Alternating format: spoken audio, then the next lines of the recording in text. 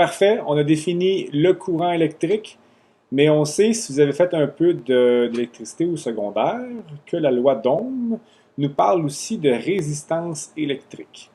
Donc, il nous reste à parler de la résistance électrique. Et puis, pour parler de la résistance électrique, il faut qu'on se crée un modèle pour expliquer la conduction. Donc, quand on a un courant électrique dans un conducteur, normalement, c'est quand on soumet ce conducteur-là à une différence de potentiel, que ce soit un FEM, que ce soit un condensateur qui est chargé, peu importe, on va soumettre le conducteur à une différence de potentiel. Cette différence de potentiel-là, donc si par exemple j'ai un potentiel négatif ici, puis un potentiel positif ici, bien, au niveau plus dynamique, ce qui fait que l'électron se déplace, c'est qu'il est soumis à un champ électrique. Donc, dans mon conducteur, je vais avoir un champ électrique qui va du potentiel le plus élevé au potentiel le plus faible. Bon, on sait qu'un électron dans un champ électrique, ben, ça accélère. Normalement, si on prend un électron, prendre celui-là ici, ben, on sait que l'électron va subir une force électrique dans le sens contraire du champ électrique. Puis c'est ce qui va causer, en fait, sa vitesse de dérive. Donc, il va se déplacer vers la droite dans le sens contraire du courant conventionnel. Parce qu'il ne faut pas oublier que le courant conventionnel, il est dans ce sens-là. Et ce qui arrive, là, c'est que si on prend un conducteur et qu'on le soumet à une différence de potentiel, les électrons à l'intérieur, ils ne font pas juste accélérer. Parce que si c'était ça, le courant augmenterait, puis il finirait par tendre vers l'infini. Donc, la charge accélère, puis la vitesse augmente. Ma vitesse de dérive, finalement, ne serait jamais constante. J'aurais une vitesse qui ne fait qu'augmenter. Donc, il y a quelque chose d'autre qui se passe dans le conducteur qui fait en sorte que ma vitesse de dérive, pourquoi elle devient constante à un moment donné. Donc, on sait que ce conducteur-là, bien, il est formé d'atomes. Et en fait, mon conducteur, c'est un réseau cristallin en plus. Donc, ce que j'ai, c'est vraiment des atomes qui sont placés à certains endroits stratégiques pour former une structure cristalline. Ce que je pourrais modéliser tout simplement par un réseau en 2 dimensions comme ça. On va le voir en 2 dimensions, c'est suffisant pour bien comprendre. Donc, chaque point jaune serait par exemple un atome. On va prendre comme matériau du cuivre, admettons. Donc, ce serait un atome de cuivre. Même, je dirais, ce serait un noyau de cuivre. On sait qu'autour, j'ai des électrons qui vont être plus liés au noyau. J'en ai d'autres qui vont participer à la conduction. Donc, prenons chaque petit point jaune comme étant un noyau d'atomes de cuivre. Ces noyaux-là, ben, ils ne bougent pas beaucoup.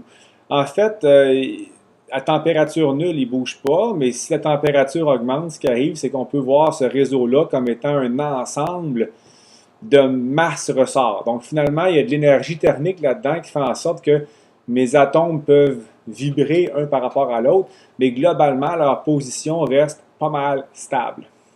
Ce qui fait que mon électron de conduction, qui est dans ce matériau-là, s'il se trouve ici, par exemple, ben, si on le fait déplacer dans le matériau, ben, évidemment, ce qui va arriver, c'est qu'il y aura des interactions entre l'électron puis des noyaux de cuivre. Ces interactions-là, ben, c'est ça qui va le ralentir, ou en fait l'empêcher d'accélérer indéfiniment. Donc, une particule comme ça, qui est à une certaine température, va avoir une énergie thermique. Cette énergie thermique-là, on va pouvoir la voir se manifester en termes d'énergie cinétique. Donc, mon électron va avoir une vitesse que j'appellerais une vitesse thermique, puis il va se déplacer de façon aléatoire dans mon cristal de cuivre. Si la température augmente, ce qui va arriver, c'est que cette vitesse thermique-là va augmenter. Donc, on va avoir une plus grande vitesse. Pourquoi je dis qu'il se déplace de façon aléatoire? C'est que, justement, donc, présentement, considérez là, que j'ai un fil de cuivre, mais disons que je n'applique pas de différence de potentiel. Là. Oubliez qu'il n'y a pas de champ électrique là-dedans.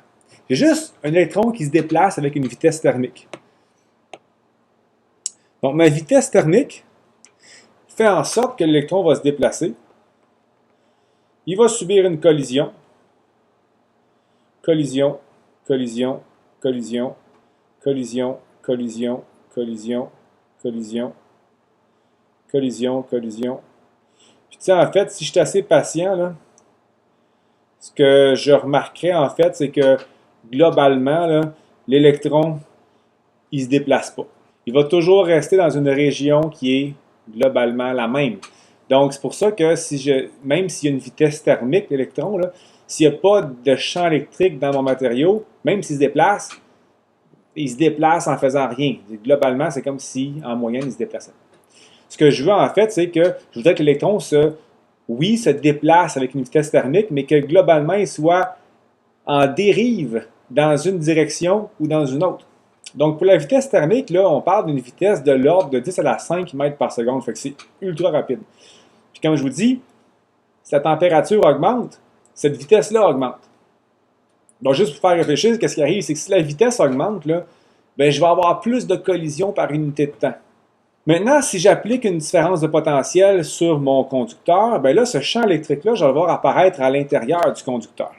Donc, mon électron a sa vitesse thermique, okay, il bouge un peu partout comme ça, mais entre chaque collision, il va être réaccéléré globalement vers la droite. Ça veut dire qu'il va encore y avoir un mouvement aléatoire entre chaque collision, mais ce qu'on va voir apparaître, c'est que on va avoir ici là, une espèce d'accélération qui va faire en sorte que, ben, même s'il y a une espèce de mouvement de va-et-vient, là, il va quand même se déplacer globalement vers la droite si mon champ électrique est vers la gauche. Donc, c'est ce qu'on appelle la vitesse de dérive. Puis la vitesse de dérive, là, c'est pas mal faible. C'est de l'ordre de 10 à la moins 6 mètres par seconde. C'est ultra faible. Donc, ça n'a aucun rapport avec la vitesse thermique. Mais ça fait en sorte que, globalement, les charges déplacent, puis on va avoir un courant électrique.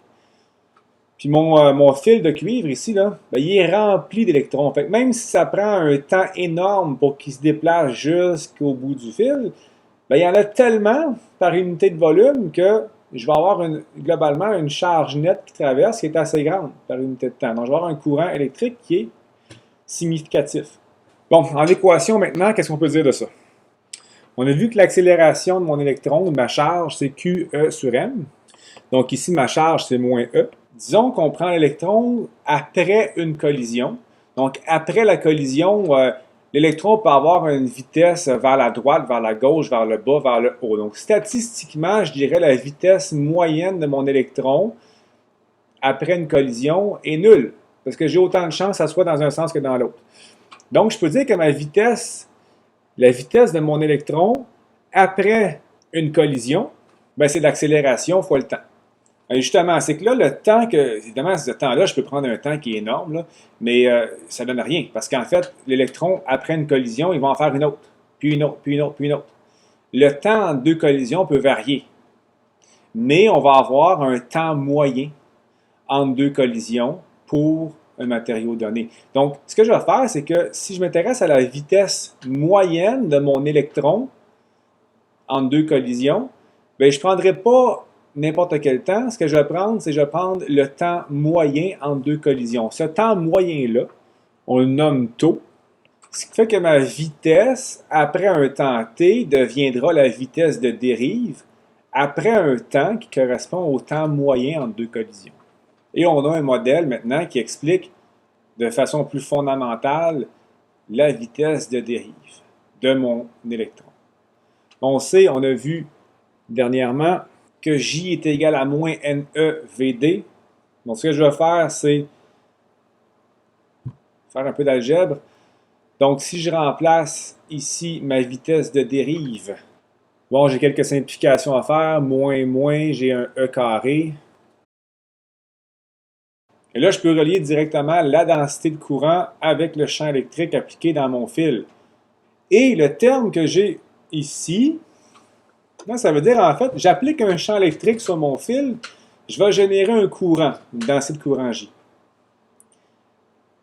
Bien, ce facteur-là ici va faire en sorte que bien, s'il est élevé, mon courant va être plus important pour un certain champ électrique E. À l'inverse, si ce terme-là est faible, j'applique un champ électrique, puis j'ai un courant qui est plus faible.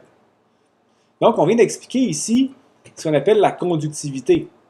Plus un matériel est conducteur, bien, plus ce terme-là va être élevé. Ce qui fait que pour un champ appliqué, genre un courant qui est plus grand. Et on définit la conductivité. Là, je suis désolé, mais on va réutiliser la lettre sigma, encore une fois. C'est pas la densité surfacique de charge, c'est la conductivité. Et la conductivité est définie comme NE carré tau sur M. Donc la conductivité est en lien avec la densité de porteur, le temps moyen entre deux collisions. Évidemment, il y a la masse du porteur, donc la masse de l'électron ici. Donc la conductivité est aussi définie comme étant le ratio entre le courant produit par unité de champ électrique. Donc souvent on travaille avec l'inverse de la conductivité qui est la résistivité. Là encore une fois, eh oui, on réutilise ρ. C'est pas la densité volumique de charge, mais bien la résistivité qui est l'inverse de la conductivité. Donc les unités de la résistivité, donc la masse en kilogrammes, la densité en 1 sur mètre cube, la charge en coulomb, donc coulomb carré, et le temps en secondes. Là, ce qu'on fait, c'est quelques manipulations. Le mètre à la moins 3, je le mets au numérateur M à la 3. Coulomb carré, ce que je vais faire, c'est faire apparaître des secondes carrées au numérateur pour faire des coulombs par seconde, donc des ampères. Mais si je fais fois seconde carrée en haut, il faut que je le fasse en bas, donc ma seconde devient un seconde exposant 3. Je peux changer mon coulomb carré par seconde carré par un ampère carré. Et là, je vais mettre un mètre en évidence. Et ce qui est en parenthèse, cette unité-là, c'est l'unité de la résistance électrique qui est le ohm, qui est un oméga majuscule en grec. Donc, évidemment, tout ça, c'est pour vous montrer d'où ça venait, mais ce qui est à la fin utile de retenir, c'est que les unités de la résistivité, c'est des ohms fois mètre. Par déduction, les unités de la conductivité sont des ohms mètre à la moins 1 ou encore des Siemens mètre moins 1 où le Siemens est l'inverse de la résistance. Si vous jetez un coup d'œil au tableau 6.1 à la page 199, vous avez un tableau avec la résistivité de plein de matériaux comme ça. Et un autre coefficient dans la deuxième colonne, qui est la colonne en lien avec alpha, dont les unités sont des kelvins à la moins 1. Et bien, c'est le prochain sujet dont je vais vous parler.